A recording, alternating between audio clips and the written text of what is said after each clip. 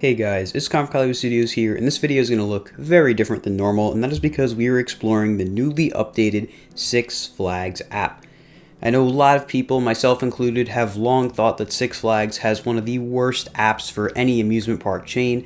However, we have been hearing for a while from both Salim and other members of the board and whatnot that the chain was working on a brand new app. And that app has finally released this morning. I was able to play around with it a little bit throughout the day, but I haven't really gone fully in depth. So in this video, I'm going to showcase everything new about this app, what there is on it, what makes it so nice, because honestly, I think this might be the best app out of any of the amusement park chains out there. Of course, it's still day one, so there are a couple little bugs here and there, but I'm sure they'll be fixed. I haven't used it at a park quite yet. I haven't made it to Great Adventure while this app has been out since it just released today. But on my next visit, which should be pretty soon, I'll definitely test it out at the park and see how it changes. But of course, my home park is Six Flags Great Adventure, so we're going to be focusing more so on that park for the duration of this video. Right here, though, this is kind of how the whole thing starts. You would normally start on the Six Flags homepage, which is this right here, and it'll show you the park that you are closest to. I'm around 20 miles away from Great Adventure, so there it is. You tap Explore Park, and here you go. It definitely has some similarities to the original app, however, it's much modern, much more modern, much better looking, and there's a lot more to do on here as well. So we're going to start up here with what might be my favorite feature of the new app, which is the new interactive map. The interactive map is not available for all parks yet. Currently, it is only at Great Adventure, both Texas parks and Magic Mountain, though it will be releasing soon for the rest of the parks, and this map is better than any of the other maps I've seen for Six Flags in a very long time. For starters, it has a much more realistic look to it, as you can see as I scroll around here. Colors are a little darker and more natural, and it makes it much easier to relate what you're seeing at the park to what you're seeing on the map, at least in my opinion. Of course, it's still not insanely detailed. They're not going to go absolutely crazy with making it detailed, but it is currently the most up-to-date map that we have. You can see Barnstormer is on the map, which tells me it's pretty up-to-date. And overall, this map is really, really good. Like I said, though, there are a couple little bugs. Like, for example, Chickies is said to be on the map where parachutes stand, but really it's over here. So, like I said, just a couple little bugs. The app just got updated today, so there's still things that need to be worked out. You can even see the parking lot set up here, and Hurricane Harbor is over there. It's not on this map. It has its own map. But I really do like this whole new map setup. I think it'll help a lot of first-time visitors and people that are just confused walking around the park, as it really does give a great view of all the paths, where the ride entrances are, and all of that. Much better than the original app did, which had a map that was from 2019, I believe, or 2018. El Diablo was still on the map. That was available just yesterday. So very, very big update here. Going back to the park here, we have our passes. I'm not going to tap to open it because then you guys are going to see my pass number, but if you had the original app, you are going to have to re-enter your pass number, so I hope you remember it if you don't have the physical version. Thankfully, I had saved my passes already in my Apple Wallet, so I was able to just copy and paste the numbers over.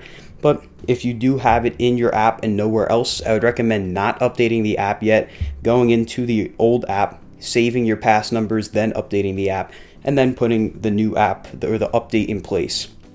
Down here we have all your special events, nothing too crazy. What you do have here is the next event coming up, which is Flavors of the World.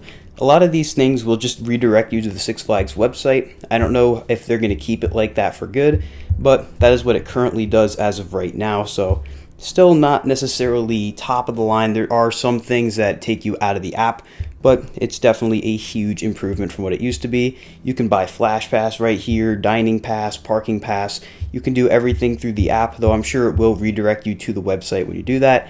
Then in here we have the rides, and what I think is actually kind of interesting. So it says from mild to wild. So they have one kid ride and then the 4 best coasters of the park.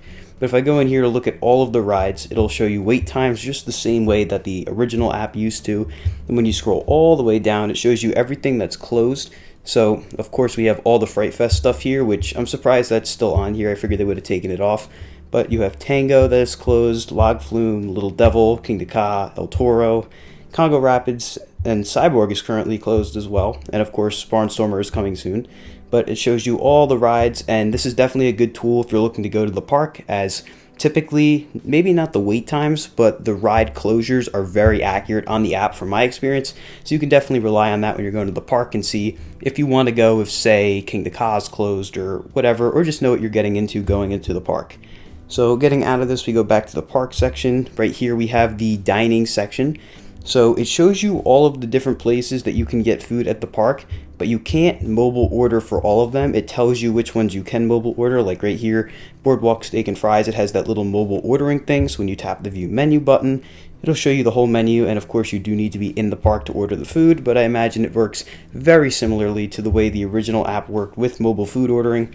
Mobile food ordering is probably my most useful thing I do in the app, as it saves a lot of time ordering food instead of waiting in that long line. So it's going to work out really well on this app, especially now that it looks like it's a lot more streamlined. It even tells you all the locations that accept the dining pass, which is cool. So from here, we're going to go back to this main page here. You have all the shows as well. So today it looks like the only show at Great Adventure is Family Bingo, unless, oh no, you tap see all and then it shows you everything. So really good place to keep track of what's going on at the park, and all of this can be done from not being in the park. Obviously, I'm filming this at home, I'm not in the park right now, and all of this is still viewable to me.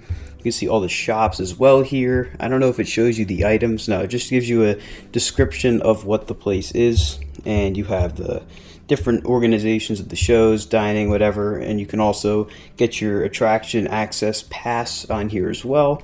A lot of other things here, most of them just linked to the website, but overall much cleaner experience than past iterations of this app.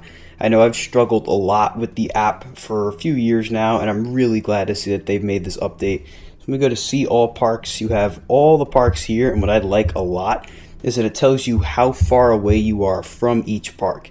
It's like 20 miles from Great Adventure, 142 from New England, and it just goes from there. I think that's really cool and gives people a good sense of where they are and make sure people don't get confused with what Six Flags park they are visiting, as some people still can't grasp the fact that there's multiple Six Flags parks throughout the country, which is pretty funny for sure. But with that being said, that's going to about do it for my overview of the update to the Six Flags app. If you guys have any questions regarding anything on the app, let me know down in the comments below. I still haven't figured out how you handle skip the line passes through the app. I'm not sure if you just have to have that website saved from the past. I'm going to try to find out from Six Flags themselves what the situation is there. I'll let you guys know in a pinned comment below if I hear anything about skip the line passes, because I'm unsure of how you access them through this app. But like I said, any questions, leave them down in the comments. If you enjoyed this video, be sure to like and subscribe, and I'll see you all in the next video. Goodbye, guys.